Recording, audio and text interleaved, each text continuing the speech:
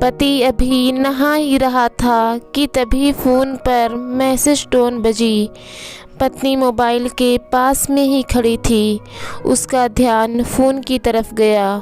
उसने सहज ही फ़ोन उठाकर मैसेज पढ़ा। हाय, गुड मॉर्निंग डियर, किसी बेबी का मैसेज था। पत्नी सोच में पड़ जाती है कि अब ये बेबी कौन है। तब तक पति भी नहाकर बाहर आ चुका होता है। पत्नी उसे किसी बेबी का मैसेज आया है बताती है। पति मुस्कुरा देता है और फ़ोन उठाकर उस मैसेज का रिप्लाई करता है, hi baby, how are you, और अपने काम में लग जाता है। पत्नी इस रिप्लाई को भी पढ़ती है। अब हर पत्नी के दिमाग में यही विचार कौंधता रहता है कि ये बेबी कौन है। शाम को पति जब घर आता है तो पत्नी उससे पूछती है, ये बेबी कौन है। पति जवाब में सिर्फ मुस्कुरा देता है और फिर से अपने काम में लग जाता है। 2-3 दिन बीत जाते हैं। इन विचारों ने अभी तक पत्नी का पीछा नहीं छोड़ा था और फिर से पति के मोबाइल पर बेबी का मैसेज आता है, आज तो मिलोगे कि नहीं, तुम्हारी बहुत याद आ रही है। इस मैसेज ने आग में घी का काम किया। पत्नी का शक और भी ज़्यादा पक्का हो गया। बीच बीच में ऐसे मैसेजेस का आदान प्रदान होते रहना और पत्नी के मन में शक की जड़ें और गहरी होती गई। पति से पूछने पर भी जवाब में सिर्फ मुस्कुराहट के और कुछ नहीं मिलता। ये शक गुस्सा बनकर तब ज्वालामुखी की तरह फट पड़ता है जब एक दिन उसे अपने पति के जेब में सिनेमा की 2 टिकट मिलती है। पत्नी अपने पति से बहुत झगड़ती है। पति उसे समझाने की कोशिश करता है लेकिन वो कोई भी बात सुनने को तैयार नहीं होती।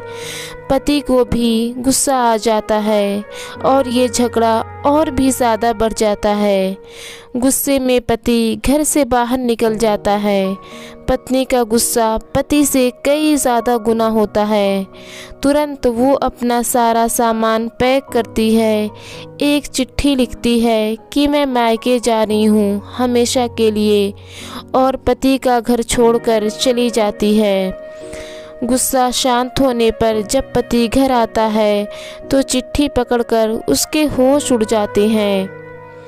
10 दिन बीत जाते हैं और गांव के उस घर पर डोरबेल बजती है जहां पत्नी रहने चली गई थी। पत्नी दरवाज़ा खोलती है। दरवाजे पर 10 साल की एक छोटी बच्ची के हाथ में चिट्ठी लिए खड़ी है। वो पत्नी को चिट्ठी देती है।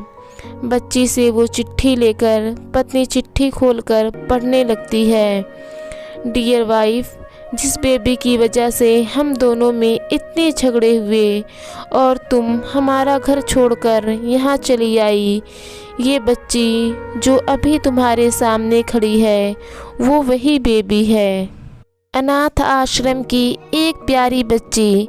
इसी के साथ मैं बातें करता था, सिनेमा जाता था। पहली बार जब तुमने बेबी के बारे में पूछा था तो मैंने जानबूझकर तुम्हें नहीं बताया था। सोचा था थोड़ा मजाक करता हूँ, देखता हूँ तुम कैसे रिएक्ट करती हो। लेकिन मैंने ये कभी नहीं सोचा था कि तुम्हारा शक इतना बढ़ जाएगा कि तुम घर ही छोड़कर चली जाओगी। हाँ, सबसे ज़रूरी बात तो ये है कि बेबी वही है, किसी और की नहीं बल्कि तुम्हारी ही बेटी है। रुको, अपने आप को संभालो और आगे की बात ध्यान से पढ़ो। हमारी शादी के 2 साल पहले की बात है। तुम अपने कॉलेज के लास्ट ईयर में थी। तुम्हारे प्रोफेक्शन में नोट के लेने के बहाने तुम्हें बुलाया था और तुम्हें चाय में इन नशीली दवा खिलाकर ना करने वाला काम किया था। इसमें तुम्हारी कोई गलती नहीं थी, लेकिन कुदरत ने अपना काम किया और तुम्हारे पेट में इस बेबी को डाल दिया। काफ़ी प्रयास करने पर भी एबॉर्शन नहीं हुआ तो तुम्हारे घर वालों ने समाज के डर से तुम्हें 6 महीने तक घर में ही रखा। तुम्हारे पिताजी खुद एक डॉक्टर हैं, इसलिए ये बिन मांगा बच्चा बड़ी आसानी से बिना किसी को कानों कान खबर हुए इस दुनिया में आया। भविष्य में तुम्हारी शादीशुदा ज़िंदगी में कोई प्रॉब्लम ना हो, इसलिए तुम्हारे पिता ने इस बच्चे को गांव के एक अनाथ आश्रम में छोड़ दिया। ये बच्चा मतलब यही बेबी जो अभी तुम्हारे सामने खड़ी है। अगर अभी भी विश्वास नहीं हो रहा है तो इस बच्चे के गाल का वो तिल देख लो जो शायद तुमने उसे आखिरी बार रोते हुए देखा होगा, या फिर अपने पिताजी से पूछ लो। पत्नी जल्दी से उस बच्चे को पास में लेकर उसके गाल के तिल को देखती है। उसका मन भर आता है, उसकी आंखों में आंसू आ जाते हैं, लेकिन अभी भी चिट्ठी बाकी है, इसलिए वो आगे बढ़ती है। मुझे पता है अभी भी तुम्हारे मन में ये सवाल उठ रहा होगा कि ये सब मुझे कैसे पता। तुम्हें बता दूं कि ये सब तुम्हारे खुद के पिता ने अपने मन में उठ रहे पश्चाताप को शांत करने के लिए शादी के 1 महीने मुझसे मिलकर सारी बात मुझे बताई थी।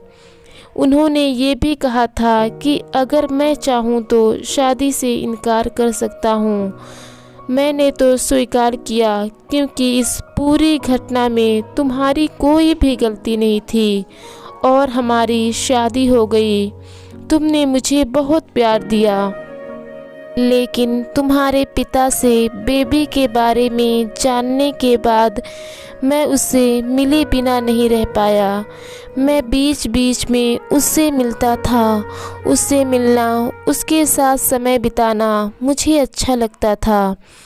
कितनी प्यारी बच्ची बिना किसी गलती के क्यों सज़ा भुगते, बस इसलिए मैं उससे थोड़ी सी खुशी देने की कोशिश करता था। बस मुझे इतना ही कहना था। अगर तुम फिर से अपने घर आकर मेरे साथ रहना चाहो तब और सिर्फ तभी गैलरी में आ जाओ। तुम्हारा और सिर्फ तुम्हारा डियर पति। बिना एक क्षण की देरी के भी पत्नी दौड़कर गैलरी में पहुंची और रास्ते पर उसका पति खड़ा था। उसके चेहरे पर मुस्कान थी, पत्नी के आंखों में आंसू थे। मेरे प्यारे दोस्तों, कारण कुछ भी हो, अपने दोनों के बीच में कभी भी सबको थोड़ी सी भी जगह मत दो, क्योंकि दुनिया में हर बीमारी का इलाज है, लेकिन शक नाम की बीमारी का कोई इलाज नहीं है। मन को शांत रखो, जो भी मन में आए एक दूसरे को बताओ। मेरे प्यारे दोस्तों, अगर आप सभी को हमारी स्टोरी पसंद आती है तो वीडियो को लाइक, शेयर और चैनल को सब्सक्राइब ज़रूर कीजिएगा। तब तक खुश रहिए, प्यार बांटिए।